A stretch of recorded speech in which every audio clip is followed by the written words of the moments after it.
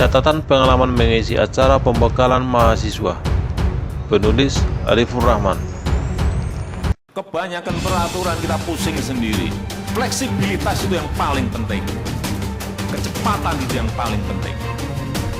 Di area ini kalau masih ada yang main-main, saya gigit sendiri. Lewat cara saya. Apa yang dilakukan oleh BEM UI itu sebenarnya biasa. Menjadi pembicaraan karena sebelumnya tidak biasa mereka lakukan. Saya kurang paham apakah setelah ini protes seperti yang dilakukan oleh BEM UI itu akan dipertahankan menjadi tren atau gaya protes kelompok mahasiswa, ataukah mereka akan kembali ke jalanan setelah pandemi ini berakhir. Kita nggak tahu, lihat saja nanti. Tapi pada intinya protes teman-teman mahasiswa ini terlalu receh. Kritik yang disampaikan sama persis seperti teman-teman saya yang tidak kuliah dan tidak suka baca. Hanya mendengar isu dari warung kopi dan langsung menyimpulkan bahwa KPK diperlemah. Awalnya saya pikir teman-teman mahasiswa itu bisa lebih detail dalam berpendapat di ruang sosial media. Mungkin kalau turun ke jalan, ukuran poster yang mereka bawa itu terbatas sekali. Kalimat yang ditulis pun hanya pendek-pendek saja.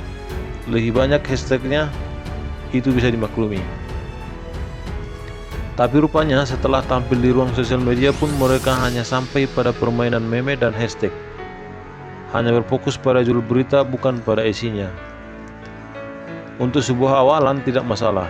Toh sebagian kita juga kerap hanya bermain-main propaganda dan kritikan dari judul ke judul.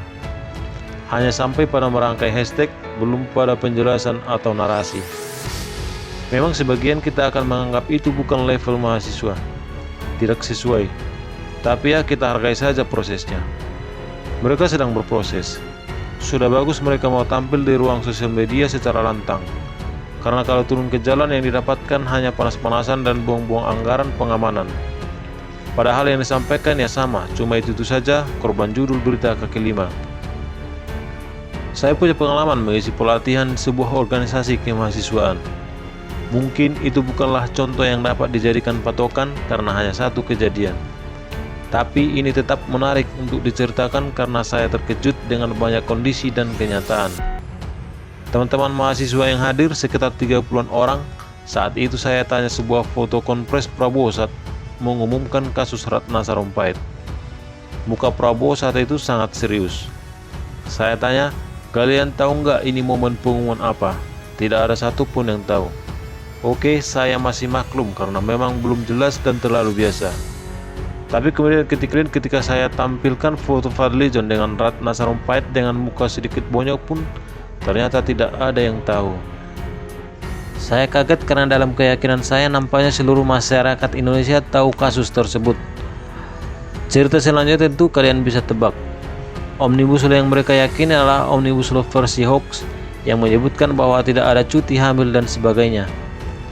Saya tidak langsung membantah opini dan protes yang mereka sampaikan, karena saya tahu bahwa itu akan sulit diterima.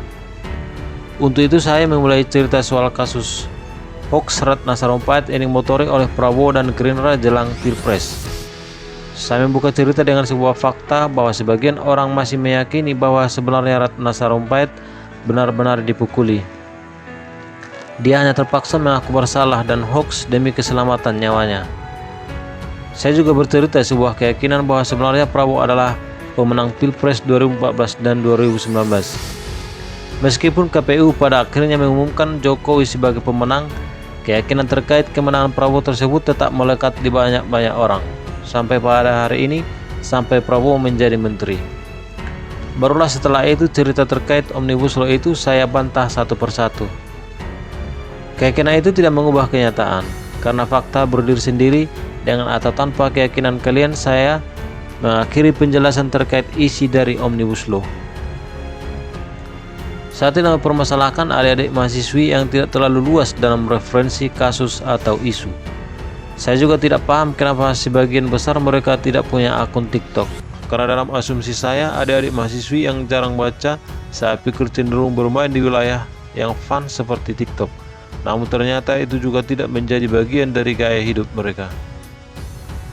Lalu terakhir, sebelum mengakhiri sesi pemberian bekal terkait strategi pembangunan konten di sosial media, saya ajukan pertanyaan pamungkas. Pernah gak sih kalian gak pegang HP seharian? Jawabannya ternyata mayoritas mereka menyatakan pernah dan biasa. Maksudnya beberapa kali pernah dan mereka lakukan. Jadi asumsi generasi Z atau milenial yang bergantung pada gadget itu ternyata tidak terjadi di beberapa kalangan mahasiswa.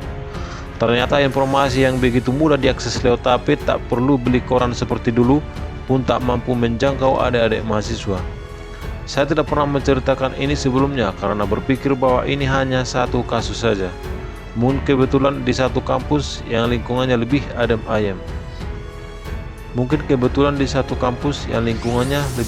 ayem. Tapi melihat BEM UI dari kampus ternama terbesar dan terbaik di Indonesia pun masih sampai pada tahap belajar membaca judul, belajar membuat meme dan merangkai hashtag. Nampaknya memang ada masalah disinformasi yang sangat berat di kalangan mahasiswa kita.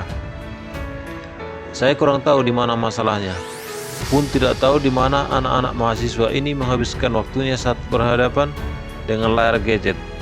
Begitulah kura-kura.